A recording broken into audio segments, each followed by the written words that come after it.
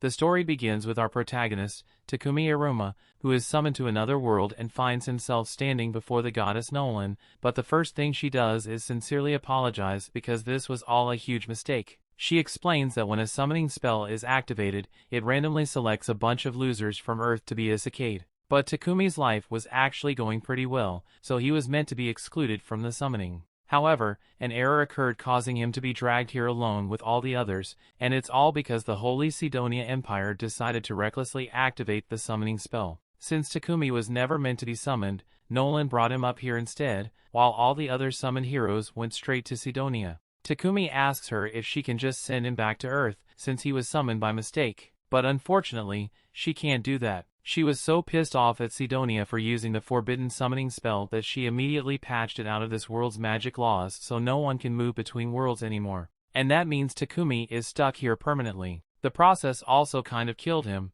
so there's that too. Takumi starts freaking out upon realizing that he's a disembodied ghost, but only tells him he doesn't have to worry because she has a plan. She can't send him back to Earth, but she can give him a new body and have him become a citizen of this world instead. And as an apology, since this is partially her fault, she offers to grant him her blessing to make his life easier. Takumi doesn't really have much of a choice, so he agrees to be reborn into this world, and Nolan is glad to hear that because it makes this a lot easier for her. She tells him to open his status screen to check out the new life he will have, and when Takumi does, he finds out that Nolan is planning to give him a 17-year-old body even though he's 40. Nolan tells him not to bother with the minor details and more importantly, he still needs to pick out his job. She tells him that there are two main classes for jobs, so if Takumi wants something more combat focused, he can pick things like swordsman, knight or hunter. But if that doesn't appeal to him, then he could always pick one of the production jobs instead. Takumi doesn't like the idea of having to fight, so he decides to go with a production job after all. Nolan then proceeds to implant the job in his soul, along with a bunch of other bonus blessings, and sends him on his way, completely forgetting to give him a tutorial. Takumi crash lands in the middle of a forest, and after finally picking himself off the ground, he sees his reflection in the river and realizes that he really has become a different person and he doesn't have arthritis anymore. He decides to make the best of his new life and goes to look in the bag Nolan dropped off with him to see what's inside. In the bag he finds some food rations and some money, so it looks like he doesn't have to worry about starving for now. He then takes a look at his status screen and it looks like Nolan really hooked him up with all the useful skills he could ever need. He even has elemental magic, so he decides to try that out first to see if he can really use it. He opens his hand and calls out water ball, and just like that, a water ball forms in his hand. The other elements work the same way, so Takumi is easily able to use them on his first try, but now he has figured out how his magic works. He has to start thinking about his next move and decides to head for the nearest village. While walking,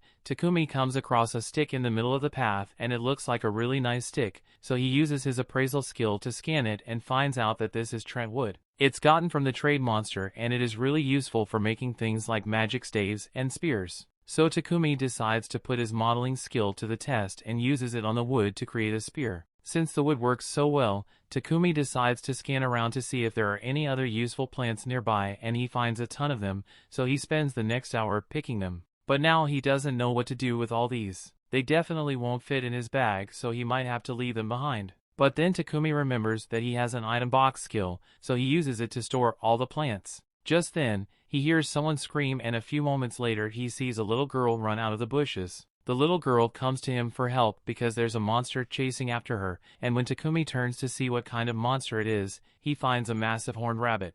The rabbit charges at him and merely impales Takumi, but at the last second he freaks out and accidentally stabs the rabbit in the head, killing it instantly. He is shocked that a beginner like him was able to win against a monster like that, so he assumes it must be because of Nolan's blessing. But Nolan had nothing to do with it. It was just dumb luck. As a result of his fight, Takumi earns the job title of warrior, but he's not happy about it since he was hoping to avoid fighting altogether. But that's not really important right now since he still has to check if the little girl is alright. Molly says she's fine and explains that she was out here picking herbs, but she accidentally got too far from the board village and ended up getting attacked. Upon hearing her mention a village, Takumi gets excited and asks her if it's alright for him to come to the village. Molly tells him she'll show the way, but before that, she asks if he's planning on taking that rabbit with him since their meat is really tasty. Takumi realizes it would be a waste to leave it here, so he stores the rabbit in his item box, but immediately after doing so, he realizes that he just did that in front of Molly, even though he was planning to keep his item box skill a secret.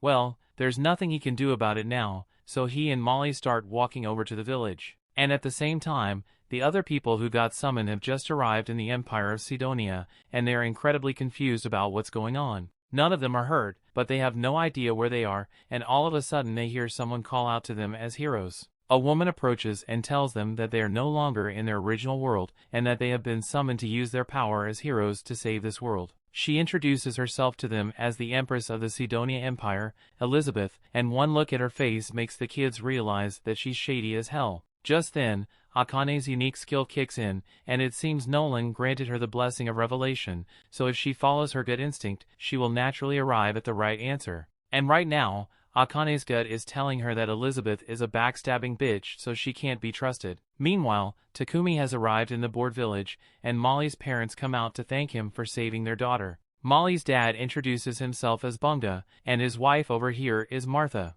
They think Takumi is a really responsible guy to have traveled so far on his own. And on that note, Takumi asks them if it would be alright for him to stay in this village for a while since he has nowhere else to go. They tell them he is welcome to stay, but unfortunately they don't have an inn in the village, so there's nowhere for him to stay right now. But they could always just build him a house though. All the villagers gather around an empty plot of land and are about to begin work, but Takumi wants to make himself at least somewhat useful, so he uses his earth magic to flatten the ground for the foundation. This is the first time he has used magic on such a wide scale, so he almost passes out from mana depletion. The villagers are all amazed that Takumi can use earth magic so easily, so Takumi asks if they think he just did something strange, but they tell him not to worry about it. Since he has taken care of the foundation, the rest of them get to work assembling his house for him. And by the next morning, Takumi's house has been completed. Thanks to his carpentry, blacksmithing, and sewing skills, Takumi was able to make a good set of furniture for himself. But there's something else he's been meaning to try out. He got a bunch of ores from the village blacksmith,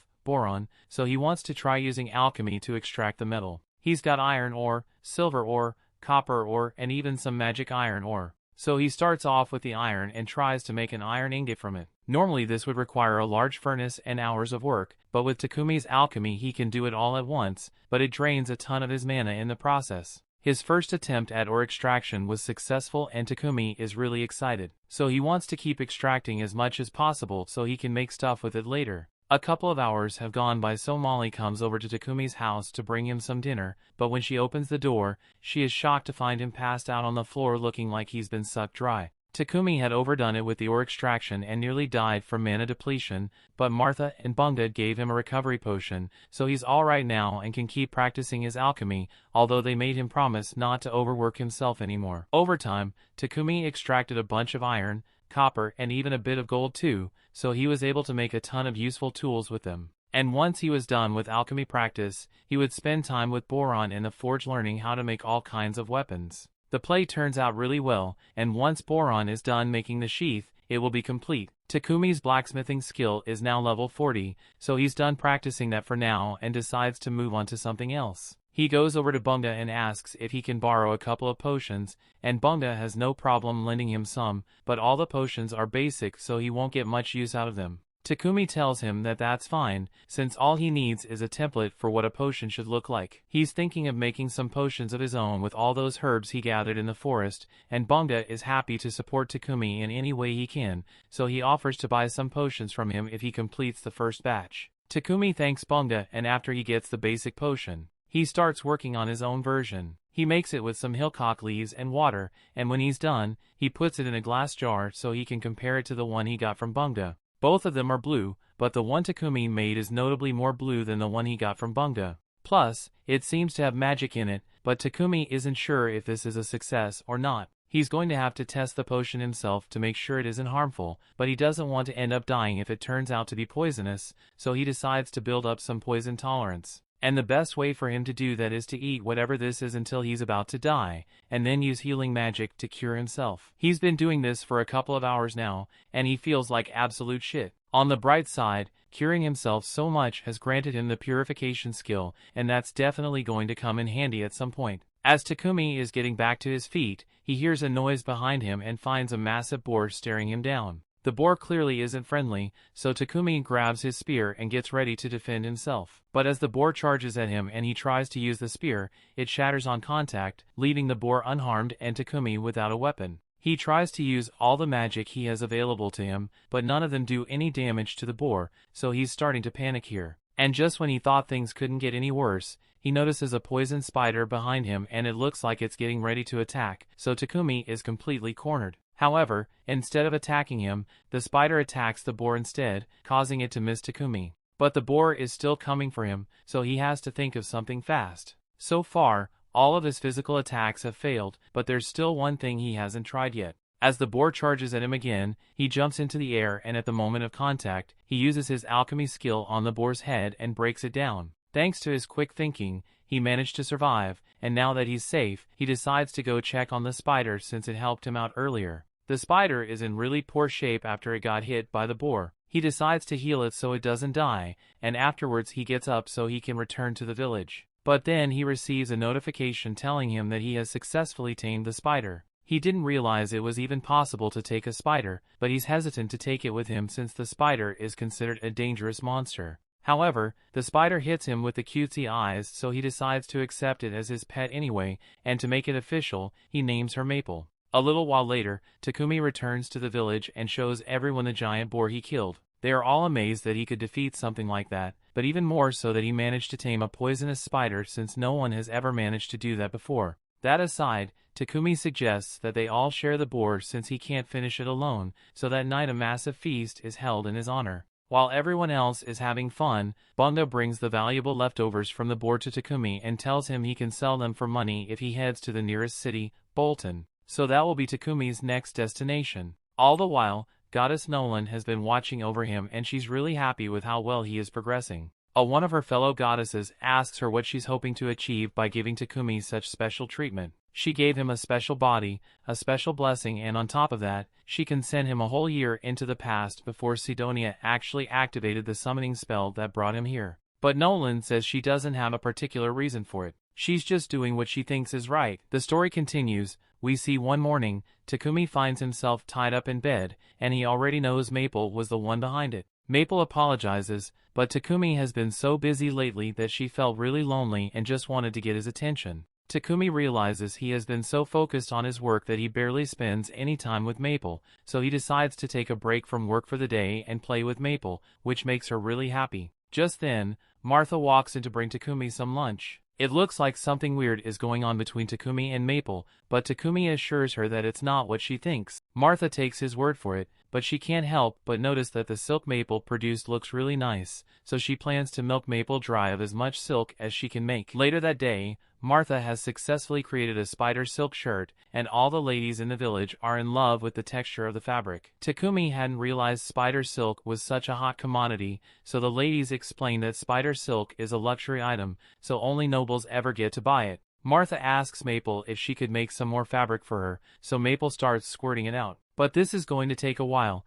so she isn't going to get to play with Takumi anymore. Takumi is a little disappointed since he was looking forward to spending time with Maple for once, but he's still got things to do anyway, so he's not too bothered. It has been roughly a month since Takumi first came to this village, and he intends to head to the city soon to study his alchemy, but he can't bring himself to say goodbye to all the villagers after spending so much time with them. Takumi goes to meet with Boron at the forge so he can continue his blacksmithing practice, and before long they made a chest plate that fits Takumi perfectly, as well as some steel-toe boots. Boron tells him that the boots will be useful if he ever needs to kick anything, but Takumi doesn't intend to do any fighting since he just wants to be an alchemist. Just then, Bunga shows up and he's glad to see that Takumi's armor is finally complete, but he's going to miss him once he's gone. He knows Takumi can't stay here forever if he wants to expand his production business, so it's the logical move for him to head to the city, where he can sell more of his goods and get a reliable supply of materials. A trader from Bolton is going to come to this village in a couple of days,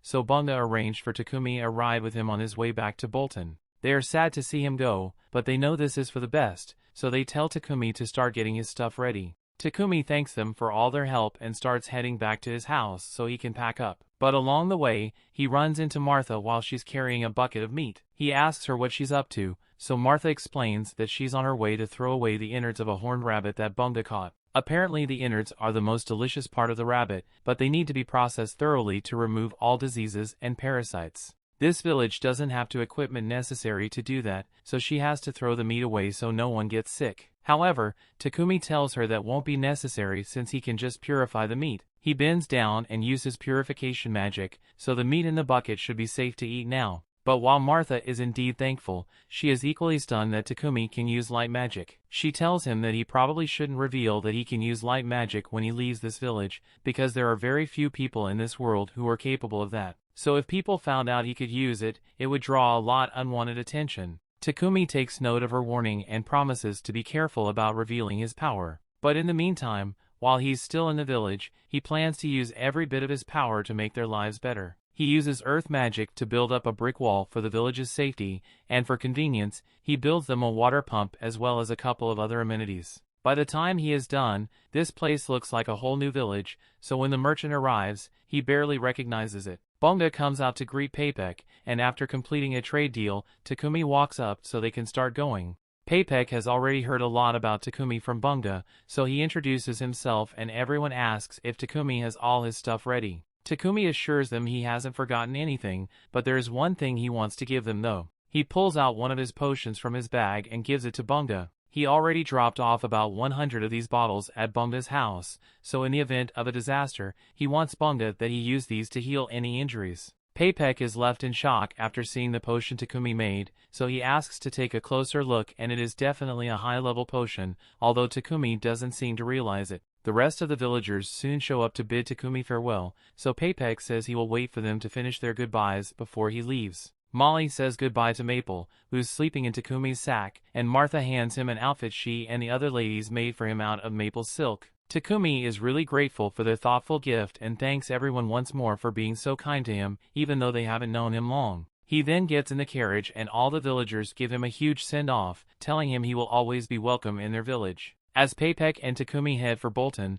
Paypek mentions that the people of that village seem to really love him. Even the others in the carriage can tell that Takumi was practically family to them, and such a goodbye really tugs at Heath's heartstrings. By the way, these guys are heading for Bolton as well, so the blonde guy introduces himself as Heath, the redhead is Riel, and the gloomy-looking guy over there is named Booger. They are all part of a C-rank party named Lion Fong, and they are currently acting as Paypek's bodyguards, although this region is pretty peaceful, so there isn't actually much for them to do. Riel notices that Takumi is holding onto his bag really tightly, so they ask him if something precious is inside and Takumi answers, saying his pet killer spider is sleeping inside. The group can't believe Takumi managed to tame a killer spider, so Riel asks to see it, but he's being really creepy about it, so Maple ends up head-butting him in the face. Takumi begins apologizing profusely for what Maple did, but the others tell him there's nothing to be sorry about since Riel deserved it. In fact, Heath wouldn't be surprised if Maple's encounter with Riel makes her fear all humans from now on.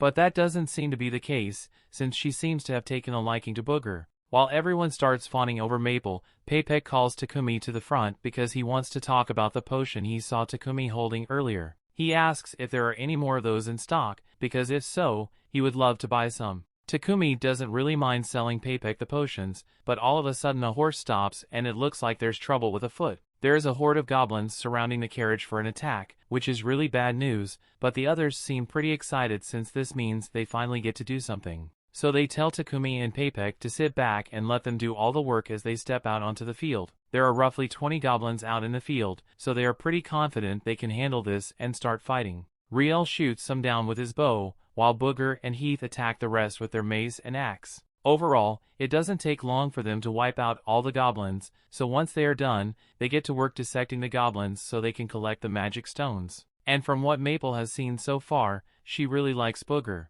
She hates Riel and she doesn't really care about Heath. Shortly after, everyone got back on the carriage and their journey continued for the next 3 days until they finally arrived in Bolton. Once they enter the city, the members of Lion Fong head to the Adventurers Guild to report the success of their bodyguard mission. And Takumi follows them there, since he needs to register with the guild to stay in the city. He would have preferred to register with the Alchemist Guild, but there isn't one here, so he's going to have to become an adventurer instead. The receptionist, Hans, tells Takumi that he can just use the Adventurer Guild card as his identification, and as long as he does his simple quest once every month, it won't expire at all. Takumi ends up registering as an adventurer and also presents Maple as his pet. After all the registrations are complete, Takumi heads to Paypek's trading company to work on a deal for the potions. He has roughly 103 different potions in stock, and all of them are of extremely high quality. So Paypek is prepared to pay 10 silver coins for each healing and stamina potion, and 50 silver coins for each mana potion. Takumi does some quick math in his head and realizes that he would make over 7 million yen from this single deal. He thinks that's way too much money, but on the contrary, Paypek informs him that he could have made a lot more money if he already had a reputation as a producer. On that note, since Takumi intends to become a producer in this city, Paypek recommends that he get a house with a workshop attached for convenience reasons, but Takumi hadn't even thought about where he would be living once he got here. Paypek decides to help him out a little and calls for his assistant Thomas, so he can show Takumi a good property with an affordable rate. However, when Takumi finally sees the house, it looks way more like a mansion, so he doesn't think he can afford it. Thomas assures him that the mansion is quite affordable, and he can guarantee that there are no ghosts here, so he won't have to worry about that. Takumi spots the workshop connected to the house and he starts considering the purchase since this place would be really accommodating for his work, and he can afford to pay for it since he got a lot of money from selling those potions to Paypek. After a little deliberation, he eventually decides to pay for the mansion, so he tells Thomas he'll take it. Thomas is glad to hear that and says he will get started on the paperwork immediately. So Takumi can move in tomorrow if he wants, but as they are walking through the city streets, Takumi smells something foul in the air. Thomas can tell that the smell is bothering Takumi, so he explains that the foul stench is coming from the sewers. Rich people have magical purifiers to clean their sewage, but the main city sewers have no such luxury. Magic purifiers are really rare since they are only found in ancient ruins and dungeons, so they are too expensive to implement in the city sewers. Some priests are periodically hired to manually clean the sewers with purification magic, but the sewers are still filthy most of the time. The next day, Takumi and Maple move into their new house, and the first thing Takumi wants to do is find a solution to the sewer problem. He gets a piece of quartz and clay from Paypek's company, and after using magic to shape it, he uses fire magic combined with space-time magic to bake it quickly. After doing that for a while, Takumi's mana was completely drained, so he had to drink a couple of mana potions.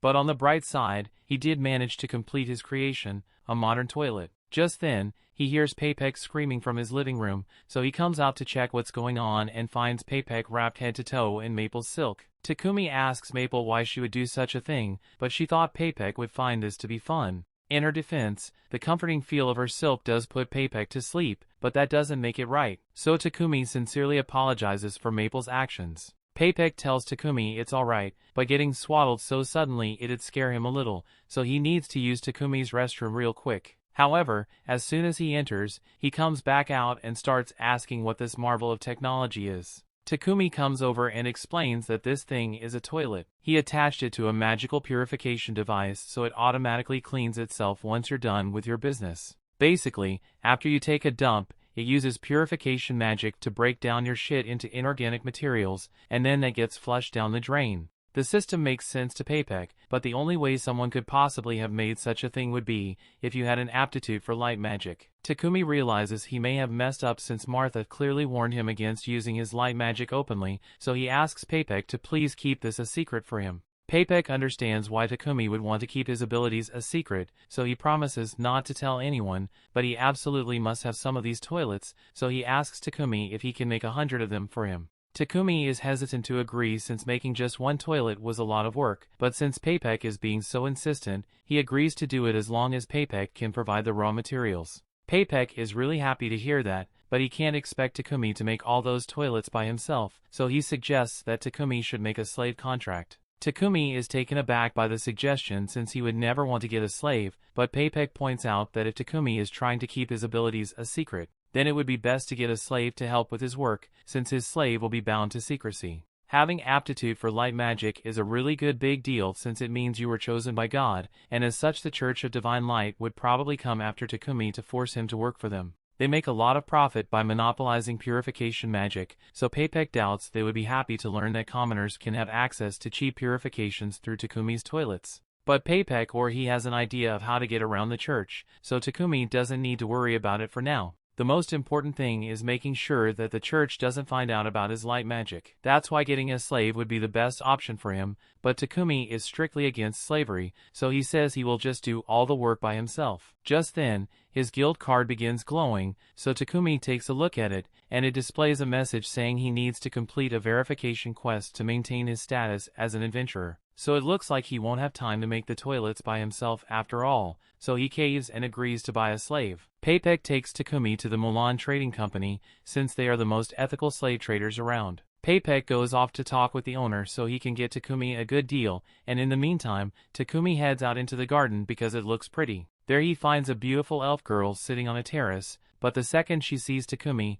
she tells him to get out of here. The story continues. We see Paypek introduces Takumi to the owner of the slave trading company, Mulan, and tells her that Takumi is interested in purchasing a slave from her. Although he mentions that Takumi was really reluctant about the idea of purchasing a slave, Mulan asks him if there's a specific reason for this. So Takumi explains that in the land where he comes from, selling and buying people was abolished long ago, so doing it here doesn't sit right with him. Mulan can understand Takumi's concerns, but she assures him that in this nation, at least, the rights and privileges of slaves are preserved to some extent. Basically, it works like this. The owner pledges to respect the slave's basic rights, providing food, clothing, and shelter, while the slave pledges to fulfill their duties. Said duties are clearly laid out in the contract for the slave, but aside from that, the contract also makes it impossible for either the master or the slave to cause lethal harm to one another. Takumi is quite pleased to learn this since it means the slave contract is pretty much a regular job with some rules attached.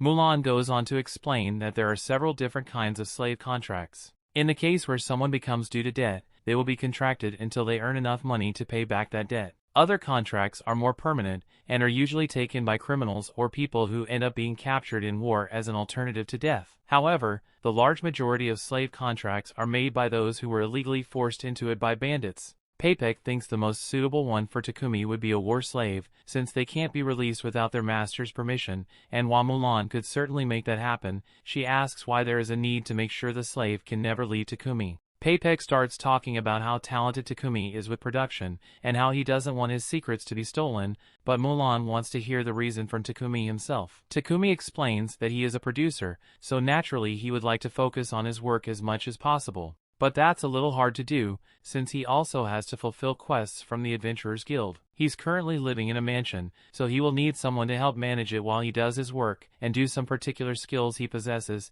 He would like to make sure his slave can't tell anyone about him. Additionally, since he will be taking on quests from the Adventurers Guild and harvesting ingredients himself, he also needs his slaves to be a capable fighter so they don't get hurt when they accompany him. Mulan realizes that Takumi has no ill intentions, but there's no way she's allowing him to force a single slave to do both housework and combat, so she'll only work with him if he agrees to buy 2 separate slaves instead. That being said, she knows someone who would be perfect as Takumi's housekeeper, so she calls for Maria to come into the room. Maria was forced into slavery as a child and has been trained in reading, writing, math, and general housekeeping, so she'd be a good fit for the job. Maria says she can handle the housework of a mansion all by herself, and Takumi is glad to hear it. But Maria can tell that he's deep in thought, so she asks if something is wrong. Takumi tells her he's just a little confused since he doesn't understand why no one has bought yet Maria, considering how cute and capable she is. Maria gets all embarrassed by Takumi calling her cute, so he apologizes since it might have been inappropriate to say.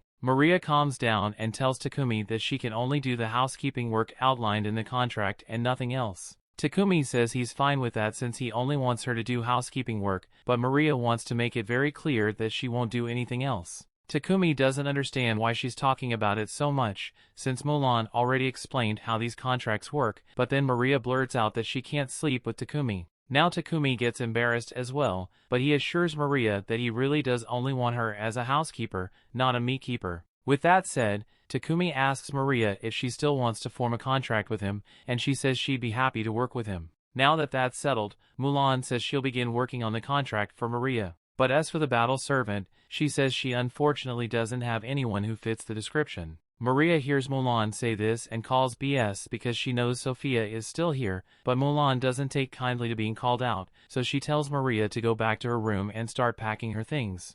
Once Maria is gone, Takumi asks Mulan if what Maria said was true, and Mulan admits that there is a battle slave in the building, but she doesn't think Sophia would be a good fit for Takumi, since she's got a lot of problems. Mulan wants to end the discussion here, but Takumi is kind of curious about Sophia, so he asks to see her. Mulan reluctantly agrees to take Takumi meet Sophia, and when they arrive at her room, Sophia is surprised to see that the visitor is the boy she met in the courtyard earlier. Mulan informs Takumi of Sophia's history, and explains that she was captured as a slave of war in the battle between the Kingdom of Triaria and the Kingdom of Yugur, although this all happened more than 50 years ago. Takumi is shocked to find out that Sophia is more than 50 years old, so Mulan goes on to explain that the Kingdom of Yugur was an elf nation and elves naturally live long lives. Sophia hasn't been able to form a contract with anyone because she has a hideous scar on her ears and her right hand and left leg both have impaired movement. This soup already be a deal breaker for anyone looking to buy a battle slave, but on top of that, she also lost use of the elemental magic that elves are most known for,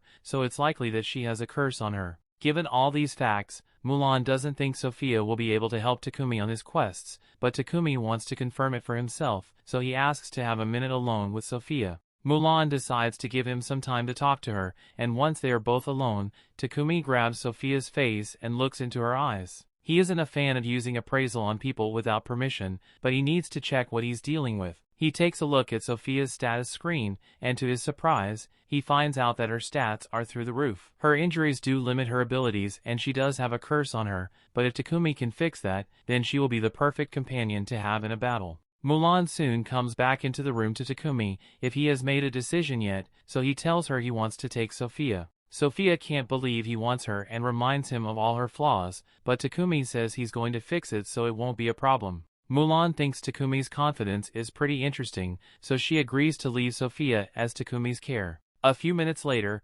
Mulan finalizes the terms of the contract, so the final step is to execute it. The three of them gather together, and Mulan uses magic to bind them to the terms of the contract. So once she's done, Maria and Sophia officially become Takumi's slaves. Maria thanks him for purchasing her and promises to work hard to live up to his expectations, and so does Sophia. The three eventually return to Takumi's house, and as soon as he opens the door, Maple comes jumping out because she's excited to see him again. Both Maria and Sophia are worried for Takumi's safety, so Sophia is about to attack Maple. But before she does, Takumi stops her and explains that Maple is actually his pet, Killer Spider. The two find it strange, but they decide to just act like it's normal, and a little while later, Takumi shows them to one of the empty rooms in the mansion. Sophia and Maria really like it, so Takumi tells them that Sophia can have this one, and Maria can take the room next door. Neither of them can believe that Takumi is willing to give them their own rooms, but it's not like he's using the rooms anyway, so he thinks it would be nice if someone got some use out of it, at least. Additionally, there's also a large bath, so he tells them that once they are done unpacking, they can use the bath whenever they like, and Maria is really excited about it. Later on, Sophia and Maria get into the bath, and Maria talks about how glad she is that Takumi bought Sophia as well. If she's being honest, she thought Mulan was never going to let Maria leave because over the past 50 years, no matter how much was offered, Mulan rejected anyone who offered to buy Sophia. So for her to sell Sophia to Takumi, she must have seen some good in him. Sophia admits that Takumi seems kind, but she's still a bit skeptical since they know so little about him. While Mulan was drawing up the contracts for the sale, Sophie got a glimpse of Takumi's file, and most of Takumi's history records, like hometown or lineage, were left blank. Sophie is keeping that information secret. Then there must be something he is hiding. After they are done with their bath, they head outside and are shocked to see that Takumi already prepared dinner for them. Maria is especially devastated since household work is meant to be her job, so if Takumi handles everything himself, then she's as useless as a toilet. Takumi explains that he was just trying to make Maria's first day in the job a little easier, but if it makes her feel better, he will let her handle the rest of the chores on her own. For now, he asks them to sit down so they can all have dinner together, but Sophia is hesitant since servants usually don't get to eat at the same table as their master. Takumi understands that she may think his behavior is strange for a slave owner, but he doesn't want her to get stuck up on tradition. And speaking of tradition, he doesn't really like the fact that they keep calling him master, so he asks if they can just call him by his name instead. Sophia asks if that's a formal order, but Takumi doesn't want to have to force her to call him by name if she doesn't feel comfortable with it. Although, Maria seems fine with calling him by name. The next day, Takumi heads to Paypek's trading company to pick up a package he ordered, and Paypek says he did his best to wrap it up securely. But he still wants Takumi to be careful when carrying it home. On his way home, Takumi notices a church nearby, so he heads inside and kneels down to pray to Nolan. He thanks her for all the skills she gave him, since they've really helped him. That there's something he's been meaning to ask her.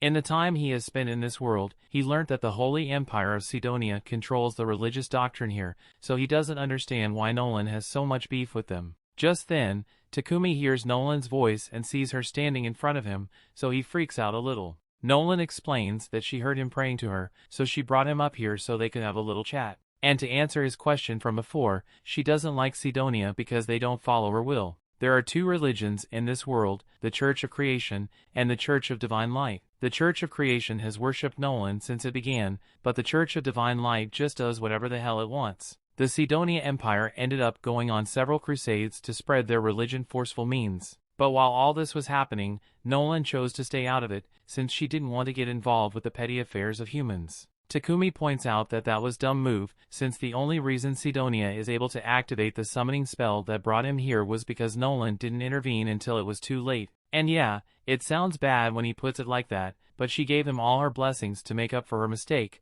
although there is something she needs to tell him. Most of her blessings will remain with him forever, but there is one that will fade away, and that's the unusually great luck he has been having recently. She basically gave him a beginner's tutorial by allowing him to meet such nice and helpful people, but soon he will end up meeting people with sinister intentions. So from now on, the results of his actions completely depend on him. A little while later, Takumi returns home, but as soon as he walks in the door, he trips over Maple, who is really excited to see him. Both Sophia and Maria come to check on him, but when Sophia tries to help pick up the package Takumi brought, he quickly stores it in his item box to stop her from touching it. He then gets up and says he's going to do some work in his workshop, so they shouldn't bother him for a while. But Sophia is incredibly suspicious because that package had high-grade magical wrapping paper on it, so it must have been something dangerous. She follows Takumi to his workshop to see what he's up to, and she's horrified to see him dipping a knife in poison and cutting himself with it. He immediately heals himself afterwards, but you've got to admit, he looks crazy doing this. So as soon as he randomly mentions Maria's name, Sophia thinks he plans to do something to her and attacks him. Or at least she tries to, but she faints from exhaustion almost immediately, so she just collapses on top of Takumi. Takumi checks her status to figure out what's wrong with her, and he discovers that she is suffering from extreme exhaustion, likely due to her curse. Wounds like this normally wouldn't be that difficult to heal. But because of the curse, it takes a lot of effort for Takumi to finally heal her hand, and once he's done, his light magic levels up. He later carries Sophia up to her room, and since his light magic leveled up, he now has enough power to dispel her curse. So he pours all this magic into it, and eventually he's able to fully heal Sophia, as well as lift her curse. She's still unconscious due to the exhaustion, but she should be fine once she gets a little rest. Couple hours later, Sophia wakes up and when she sees Maria, she warns her to run because from what she saw, she is sure Takumi is an absolute lunatic. Maria doesn't know what Sophia is talking about, but she's sure that Takumi is a good person more than ever before. She holds a mirror up to show Sophia what Takumi did for her, and she is shocked to realize that her body has been healed and her magic has returned. She heads outside to talk to Takumi about it, and he confirms that he did get rid of her curse. It took a lot of pain and hard work to level up his skill, but he tells her she doesn't have to worry about it, since he already promised to heal her. Sophia realizes that she had completely misjudged Takumi, so she kneels down and pledges to serve Takumi for the rest of her life for the kindness he has shown her. That brings the episode to an end. Thanks for watching. Want next part? Subscribe the channel and turn on notification bell.